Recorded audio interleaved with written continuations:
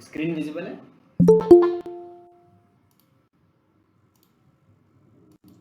हाँ।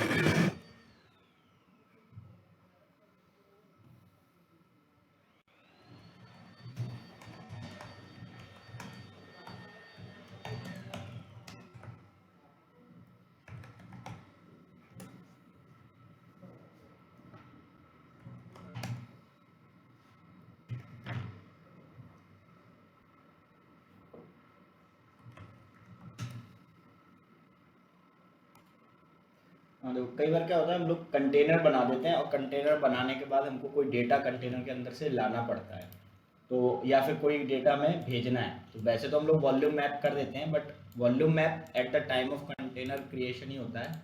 अगर हमने वो मिस कर दिया, हमने कोई फोल्डर ऐसा है जो मैप नहीं किया और कंटेनर बना दिया, तो दोबारा हम उसको नहीं मैप कर सकते। तो अगर जैसे कि ये EC2 है हमारा और इस पर एक कंटेनर हमारा चल रहा है और हमें इस कंटेनर के अंदर से कुछ लाना है या फिर अपने मशीन से कुछ ट्रांसफ़र करना है कंटेनर में। जैसे लोकल से हम लोग EC2 करते थे, SCP यूज़ करते थे, सिमिलरली यहाँ पर कोई फोल्डर है या फाइल है और उसको ट्रांसफ़र करना है।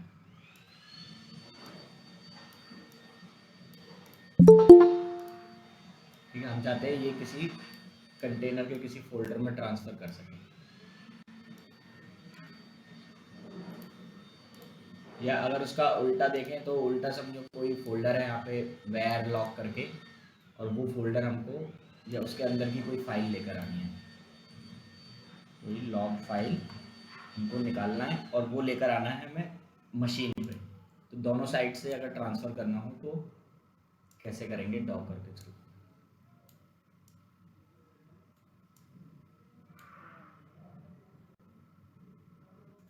ठीक है, तो इसके लिए डॉकर ने कमांड बनाई है डॉकर CP।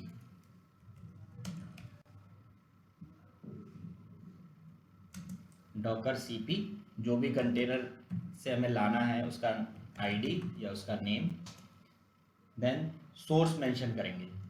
सोर्स का मतलब है कि कहाँ से हमको भेजना है। तो जैसे मैंने बोला कि कॉपी करो होम उबंटू के अंदर, जैसे कि ये फाइल है हमारी test.txt, इस फाइल को हमें डेस्टिनेशन पर पहुंचाना है। तो हमें कंटेनर का नाम पास करना पड़ेगा या कंटेनर की आईडी, देन उसके अंदर किस फोल्डर में पहुंचाना है। जैसे सपोज उसके अंदर कोई यूएसआर है, शेयर है, टॉमकैट फोल्डर है, उसके अंदर मुझे ये फाइल पहुंचानी है,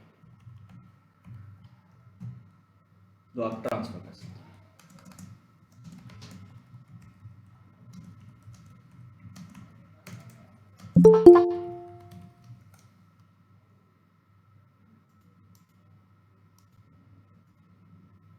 ठीक है, उसका वाइस वर्सा, अगर आपको कंटेनर से कुछ लेकर आना है तो कंटेनर की आईडी या नेम, उसके बाद से जिस फोल्डर से हमें लेकर आना है, सपोज कोई वेयर लॉग के अंदर से हमें कोई लॉग लेकर आना है, ये फाइल लेकर आनी है। और कहाँ लेकर आनी है, तो होम उबंटू के अंदर समझो access.log फाइल। तो हम ये दोनों साइड से कर सकते हैं। जैसे एग्जांपल में मैं यहाँ पर अभी कोई फाइल नहीं है, एक फाइल बनाता हूँ,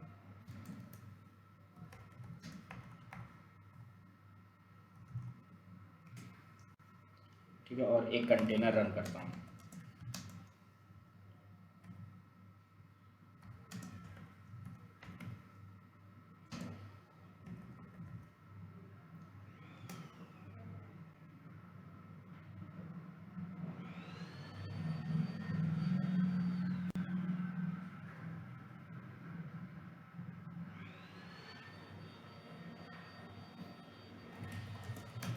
ठीक है, कंटेनर चालू हो गया। और अगर मैं कंटेनर के अंदर जाता हूँ, docker exec-it container ID then bin bash, container के अंदर आ गया। और pwd करके देखता हूँ तो मैं रूट फोल्डर में, ls करते हैं। अब मैं जैसे होम के अंदर जाता हूँ, कंटेनर के अंदर, और यहाँ पर मुझे कोई वो फाइल लेकर आनी है जो मेरे EC2 पर पड़ी है, तो मुझे root/home देना है। तो पहले हम बाहर आएंगे इस कंटेनर से, क्योंकि डॉकर की कमांड तो टर्मिनल पे ही चलेगी, तो हमें टर्मिनल पे वापस आए, डॉकर cp क्या ट्रांसफ़र करना है, test.txt, या तो आप इसका नाम दे दो या पूरा एब्सोल्यूट पाथ दे दो। होम उबंटू के अंदर test.txt पड़ी है, इसको हमें कहाँ देना है, कंटेनर के अंदर। तो कंटेनर के 4 डिजिट्स और उसके बाद जिस फोल्डर में हमें सेंड करना था, तो हमें मान लो इस वाले फोल्डर में रिक्वायरमेंट है सेंड करने की। ठीक है, सक्सेसफुली कॉपी। एक बार उसके अंदर जाके देख लेते हैं हम, cd2 होम। ठीक है, देखो ये फाइल आ गई यहाँ पे। तो अब यहाँ पे सपोज मैंने कोई दूसरी फाइल क्रिएट की, टच access.log, ls करोगे। अब ये फाइल मुझे बाहर लेकर आनी है, तो आपको अगेन अपने टर्मिनल पे ही रहना है, डॉकर cp, कहाँ से लाना है, कंटेनर से, तो कंटेनर के आईडी कॉलर, उसके अंदर होम फोल्डर, उसके अंदर access.log, ये फाइल लेकर आनी है। और कहाँ लानी है, तो होम उबंटू के फोल्डर के अंदर। ठीक है, देखो ये फाइल आ गई, ls करोगे तो देखो वहाँ अंदर से ये फाइल बाहर आ गई। तो आप दोनों साइड से ये चीज़ परफॉर्म कर सकते हैं।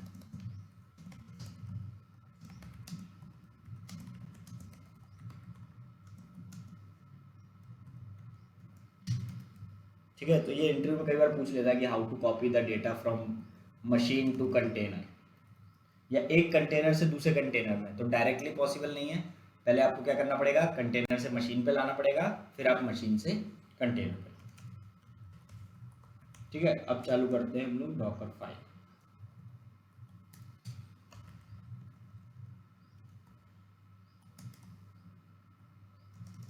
तो डॉकर फाइल क्या है, इट इज अ इंस्ट्रक्शन या it is a file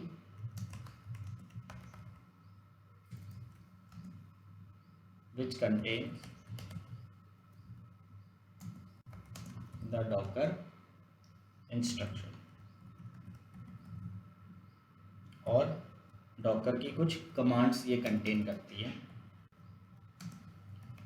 to build a docker image, हम इससे डॉकर इमेज बनाते हैं। तो ये एक फाइल है जिसके अंदर डॉकर की इंस्ट्रक्शंस लिखी रहती हैं जिससे कि हम डॉकर इमेज बनाते हैं। जैसे एग्जांपल में मैंने एक बेस इमेज ली, इसको यूज़ करके हम कस्टमाइजेशन करेंगे, देन हम कुछ इंस्ट्रक्शंस लिखेंगे जो भी हम लिखना चाहते हैं।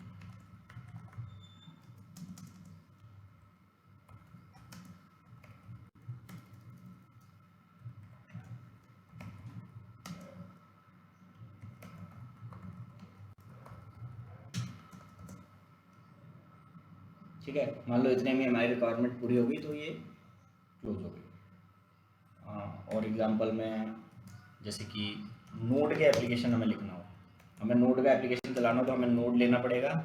नोड में कौन सा वर्जन चाहिए, सपोज हमने सिर्फ अभी लेटेस्ट, ठीक है ये so docker CP home ubuntu test dot TXT CID USR share Tomcat, ये तो वो वाला पाथ है ना उसका। हाँ मतलब जहाँ भेजना चाहते हैं, ये हमारे कंटेनर का पाथ है जहाँ पर हमें वो ट्रांसफ़र करना है। हाँ एचटीएमएल का पाथ है ना ये तो वाला, हाँ शेयर वाला। हाँ, ये अगर रिक्वायरमेंट है तो मैंने ऐसे ही लिख दिया। मतलब मेन आपको याद रखना है कि सोर्स और डेस्टिनेशन, ठीक। और यहाँ उल्टा हो जाएगा आपका, ये यहाँ पे ये सोर्स है आपका और यहाँ पर ये डेस्टिनेशन है।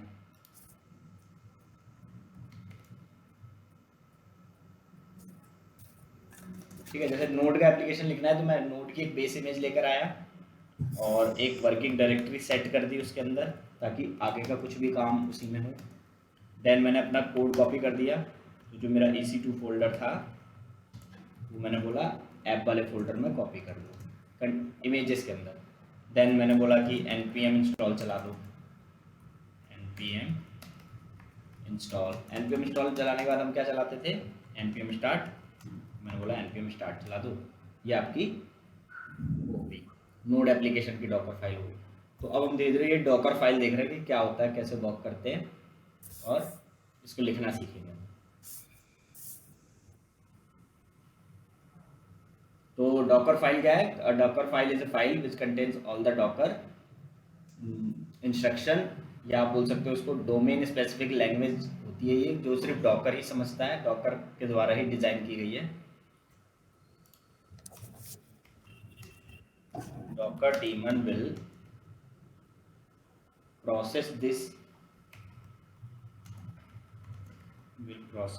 instructions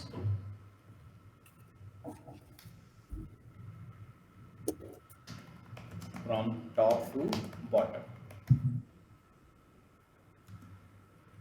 and creates a docker daemon। ठीक है, डॉकर डीमन क्या करता है, जो हमारा डॉकर का मेन हार्ट होता है, डॉकर का वो पढ़ा था ना आर्किटेक्चर, उसमें डॉकर डीमन जो होता है वो इमेज क्रिएट करने का भी काम करता है। तो वो क्या करेगा, आपकी डॉकर फाइल को रीड करेगा टॉप से एकदम बॉटम की तरफ, और एक एक इंस्ट्रक्शंस पे एक एक वर्क करना स्टार्ट करेगा। फाइनली आपको एक डॉकर इमेज दे देगा which is a combination of multiple layer. ठीक है, तो अब हमको वही देखना है कि इंस्ट्रक्शन कौन कौन सी हो सकती है, इंस्ट्रक्शंस डॉकर सपोर्ट्स, और कौन सी इंस्ट्रक्शन हमें कब लिखनी है और कौन कौन सी डॉकर सपोर्ट करता है। तो एक इंस्ट्रक्शन होती है हमारी फ्रॉम, उसके बाद हम लिखते हैं इमेज और उसका टैग। तो ये क्या होती है, base image name from which our custom image will be created. इसी के हेल्प से हम अपनी कस्टम इमेज क्रिएट करते हैं। ठीक है, if there is no base image available in our EC2, अगर हमारे मशीन में वो बेस इमेज नहीं है तो वो क्या करेगा, लेकर आएगा। Docker will pull it from docker hub से, वो क्या करेगा, डॉकर हब से वो इमेज लेकर आएगा जो भी हमने बेस इमेज में मेंशन की है, अगर हमारे मशीन में नहीं है तो। ठीक है, उसके बाद से दूसरा इंस्ट्रक्शन हम जो लिख सकते हैं वो लिखते हैं ऑथर। ऑथर के आगे आप क्या देते हो, नेम, मेल ID। ठीक है, तो ऑथर वाला क्या बताएगा, it is used to represent, ये कुछ करेगा नहीं, बस ये इसलिए यूज की जाती है, it is used to represent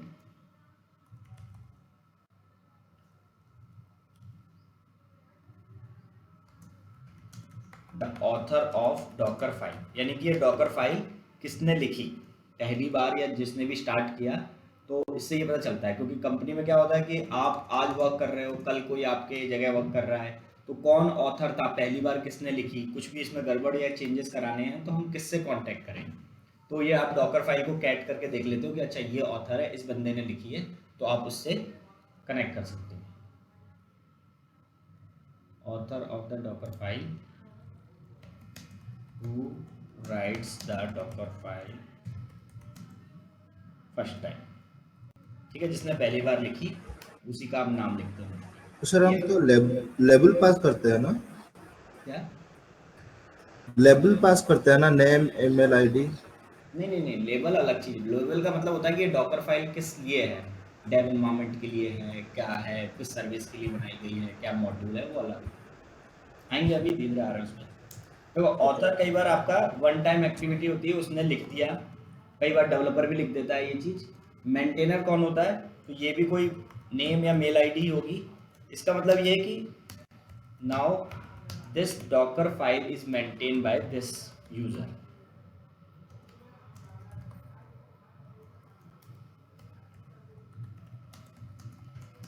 ठीक है, तो यहाँ पर अगर हम किसी का नाम दे रहे हैं, यानी कि अब ये मेंटेन कर रहा है, जैसे कि मैंने लिख दिया और अब मेरा कोई जूनियर है वो मेंटेन कर रहा है, तो मैं मेंटेनर में उसका नाम डाल दूंगा, ऑथर में अपना डाल दूंगा, तो इससे पता रहेगा कि मैंने पहली बार लिखी थी, नाउ दिस फाइल या ये जो डॉकर वाली चीज़ है ये कौन मैनेज कर रहा है, तो ये मेंटेनर यूज़ कर रहा है, तो मेंटेनर को आप कॉन्टैक्ट कर सकते हो।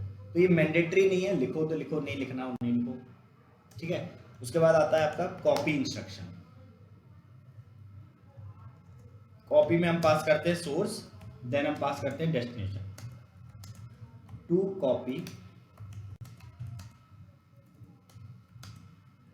द EC2 फोल्डर कंटेंट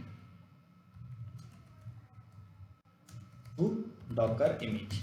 आप डॉकर इमेज में वो चीज़ कॉपी करने के लिए कॉपी यूज करते हो, तो आप लिखते हो सोर्स, यानी कि EC2 का फोल्डर या कौन सा फोल्डर के अंदर की चीज़ें मुझे लेकर आनी है, देन डेस्टिनेशन की कंटेनर के अंदर वो किस फोल्डर में भेजनी है।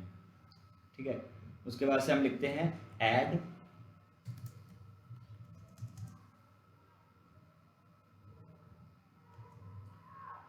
में भी सिमिलरली आप इसमें कोई URL वगैरह मेंशन करते हो, तो ऐड हम बेसिकली यूज करते हैं to download some content from HTTPS URLs। इसको और डीप में देखेंगे ऐड और कॉपी में क्या डिफरेंस है। आप URL मेंशन कर देते हो तो वो क्या करता है, उस URL से डाउनलोड करके लाके दे देता है हमारे डॉकर इमेज के अंदर। और उसके बाद से आपका जो सबसे ज़्यादा यूज करते हो आप कॉपी रन किस लिए यूज करते हो, यूज्ड टू इंस्टॉल और run some command in docker image intermediate container. देखो कमांड आप किसी फाइल के अंदर नहीं चला सकते। कोई मुझसे कहेगा कि आप यहाँ ये आप नोटपैड में ये फाइल ओपन कर लो और यहाँ पे कोई कमांड चला दो, तो वो मैं लिख रहा हूँ चलेगी नहीं। चलेगी कहाँ, जहाँ पे वो रैम और CPU यूटिलाइज होगा। तो हमने देखा था कि हर इंस्ट्रक्शन पे एक लेयर बनती है और बीच में एक कंटेनर बनता है। तो जब मैं रन में कोई चीज़ लिखूंगा तो वो क्या करेगा, एक कंटेनर बनाएगा, कंटेनर के अंदर वो कमांड चलेगी या जो भी मैंने इंस्टॉल लिखा है, जो भी स्क्रिप्ट लिखी है वो चीज़ चलेगी कहाँ पर, इंटरमीडिएट कंटेनर के अंदर।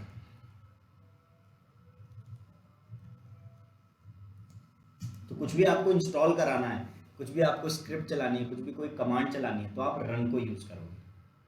यूज टू इंस्टॉल सब कमांड्स और पैकेजेस वगैरह हम जो भी चलाते हैं वो सब इसमें चलाएंगे। ठीक है, अब इसमें लेबल भी होता है। लेबल क्या है, टू गिव सम लेबल, ठीक है, टू आवर डॉकर इमेज। ठीक है, एग्जांपल में बोल रहे हैं कि मुझे लेबल देना है कि कौन से वर्जन के लिए ये फाइल बन रही है, टैग अलग चीज़ है, टैग इमेज को दिया जाता है। ये मैं लेबल बता रहा हूँ कि इसमें क्या क्या लेबल्स लगे हुए हैं। जैसे मैंने बोला इसकी क्रिएशन डेट कब की है, क्रिएशन डेट मेंशन कर दी कि ये कब लिखी गई है डॉकर फाइल और कब बनी है इससे डॉकर इमेज। उसके बाद से मैंने लिख दिया इसमें इन्वायरमेंट में लिख दिया कि जैसे कि ये डेव इन्वायरमेंट में ही यूज़ करोगे आप, इसको प्रोडक्शन में नहीं यूज़ करना, ये प्रोडक्शन लाइक हमने इमेज नहीं बनाई है, तो आप इन्वायरमेंट वगैरह इसमें मेंशन कर सकते हो। ठीक है, अभी और डीप डाइव करेंगे ये सब एग्जाम्पल के साथ, बस अभी हम देख रहे हैं कि क्या क्या चीज़ें हम लिख सकते हैं। एक और चीज़ लिख सकते हैं एक्सपोज। एक्सपोज में हम क्या लिखते हैं, पोर्ट। पोर्ट का मतलब to mention that this image, या to mention that container from this image will run on port mentioned here। जैसे मैंने लिख दिया एक्सपोज 3000, इसका मतलब क्या है कि जब इस इमेज से कंटेनर बनेगा तो वो 3000 पे चल रहा होगा कंटेनर। ठीक है, लेकिन ऐसा जरूरी नहीं है कि वो 3000 पे ही चल रहा होगा। हो सकता है डेवलपर ने लिखा था कि जब मेरा ये एप्लीकेशन चालू होगा तो 5000 पे चलेगा, बट मुझे नहीं पता था, मैंने गलती से यहाँ एक्सपोज में 3000 लिख दिया, तो सबको क्या लगेगा देख के कि ये 3000 पोर्ट पे चलेगा, लेकिन हो सकता है वो 5000 पे चले। तो ये सिर्फ मेंशन किया जाता है ना। इसका मतलब ये नहीं है कि ये 100% इसी पे ही चलेगा, ये मेंशन कर रहा हूँ मैं कि अगर आप इससे इमेज बना रहे हो और इमेज से कंटेनर बनाओगे तो वो इस पोर्ट पर चलना चाहिए। ये मेरी एज पर माई नॉलेज है कि ये इतने पे ही चलेगा, बट हो सकता है कि ना चले। ठीक है, तो expose is used to mention that the container from this image will run on the port. जो भी मेंशन किया है मैंने वहाँ पे। वॉल्यूम क्या है, हमें वॉल्यूम सेट करने हो तो हम वॉल्यूम्स को यूज कर सकते हैं।